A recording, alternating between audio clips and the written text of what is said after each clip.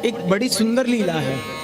जब किशोरी जी ब्याह करके नंदगांव में आई और श्री नंद बाबा के महल में रहने लगी, तो हमारे नंद बाबा का एक नियम था।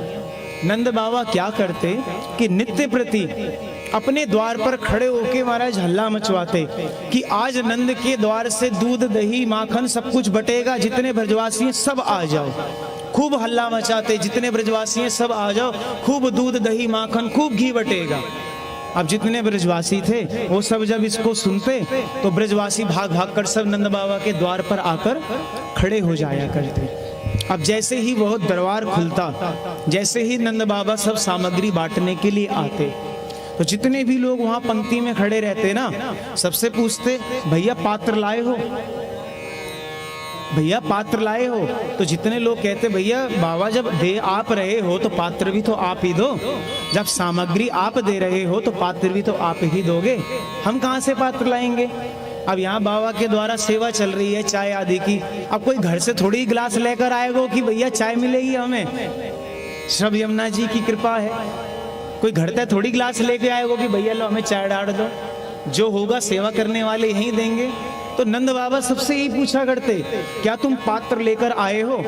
अब जो पात्र लेकर नहीं आता उसे कह देते जाओ, पात्र नहीं लाए तो तुम्हें सामग्री नहीं मिलेगी। अब कोई व्यक्ति थे थोड़े ऐसे सयाने से, वो पात्र लेकर आते तो उनके पात्रों में कमी बताते, तुम्हारा पात्र ऐसे साफ नहीं है, इसके अंदर ये कमी है, तुम ऐसा पात्र लेकर आओ।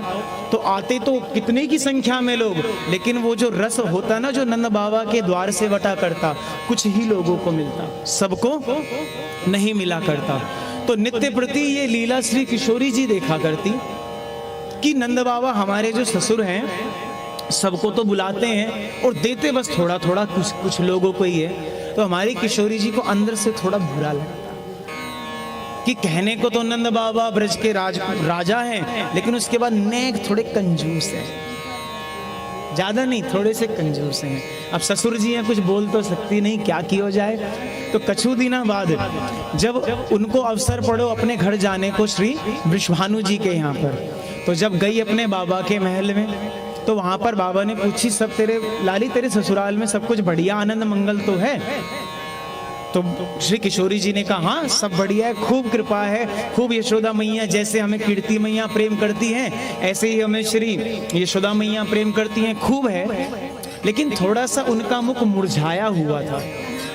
तो बाबा ने पूछी लाली साची साची बात बता है क्या।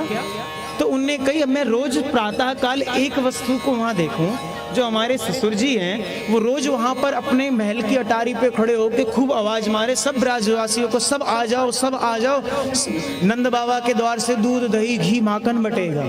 और सब आते हैं तो सबको आने के बाद कहते हैं तुम पात्र लेकर आए हो, पात्र लेकर नहीं आए तो भेज देते हैं। और कोई व्यक्ति पात्र लेकर आता है तो उसमें कमी निकाला करते हैं। तो मुझे ये देखकर बिल्कुल अच्छा नहीं लगता कि कोई व्यक्ति अगर हमारे पास किसी इच्छा से आए और हम उसको भेज दें। तो बाबा मेरो ऐसो स्वभाव ना है, मेरे पास तो कोई कैसे भी आ जाए, मेरी इच्छा ना होए कि मैं वह खाली हाथ भेज दूं। तो हमारे श्री वृषभानु जी भी कम नहीं है, उन्होंने कहा लाली तू चिंता मत करे, आज के बाद मैं प्रण लेता हूँ कि नंद बाबा के यहाँ से चाहे रस खूब बढ़ता हो, खूब नंद बाबा रस को बांटे, खूब वह रस को माल माल लुटाए, लेकिन जिसको भी पात्रता चाहिए होगी तो वो पात्रता कौन देगी, हमारी किशोरी जी। वो पात्रता देने वाली कौन है, हमारी किशोरी जी। रस चाहे नंद बाबा के द्वार से बटेगा, लेकिन पात्रता कौन देगी, हमारी किशोरी जी। तो इसलिए किसी को पात्रता चाहिए तो उसको कहाँ जाना चाहिए, श्री किशोरी जी के पास बरसाने। जो वहां चला गया उसको वह पात्रता मिल जाएगी। किशोरी जी क्या उसको वह पात्रता प्रदान कर देंगी कि उसको ठाकुर जी का प्रेम मिल सके।